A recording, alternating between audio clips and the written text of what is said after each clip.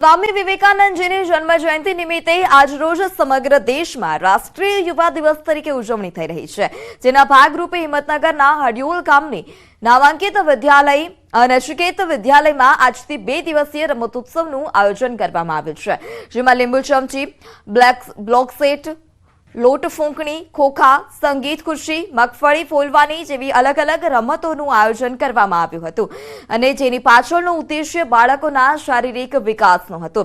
બાળકોમાં team player તરીકે બાળક ઉભરી આવે તે પણ ઉદ્દેશ્યથી આ પ્રકારે આયોજન કરાયું હતું। આ ગેમ્સથી બાળકોમાં પણ ખુશી જોવા મળી।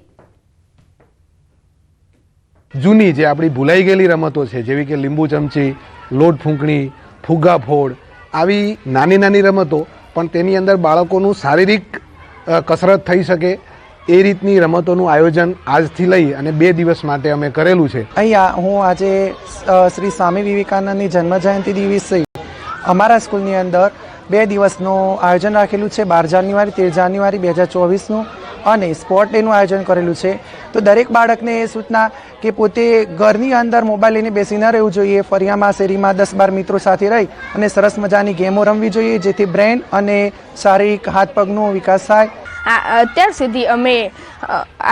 સુધી અમે લેપટોપમાં તથા મોબાઈલમાં ગેમો રમતા હતા, પણ આજે અમારા સ્કૂલમાં સ્પોર્ટ ડેનું આયોજન કરવામાં આવ્યું। આજે અમે લોટ ફૂંકણી, બ્લોક વોક જેવી રમતો રમ્યા। આ રમતો રમવામાં અમને ખરેખર મજા આવી। આજે અમને ફ્રેન્ડ્સ સાથે રમવાની પણ ખરેખર મજા આવી।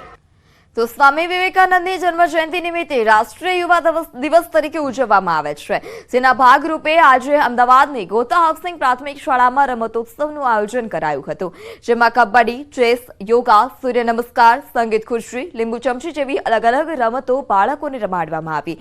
આ રમતોત્સવમાં 151 જેટલા વિદ્યાર્થીઓએ ભાગ લીધો હતો। આ કાર્યક્રમ પાછળનો ઉદ્દેશ્ય બાળકો વિસરાતી જતી રમતોને જાણે અને શારીરિક વિકાસ થાય તે હતો।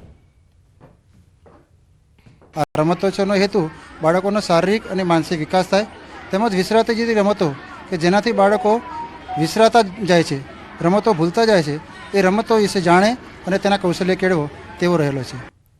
ધાનેરામાં લીલા લાકડાનો કારોબાર બેફામ જોવા મળી રહ્યો છે। મામલતદારે કરી લીલા લાકડા ભરેલા 2 ટ્રેક્ટર ઝડપી પાડ્યા છે।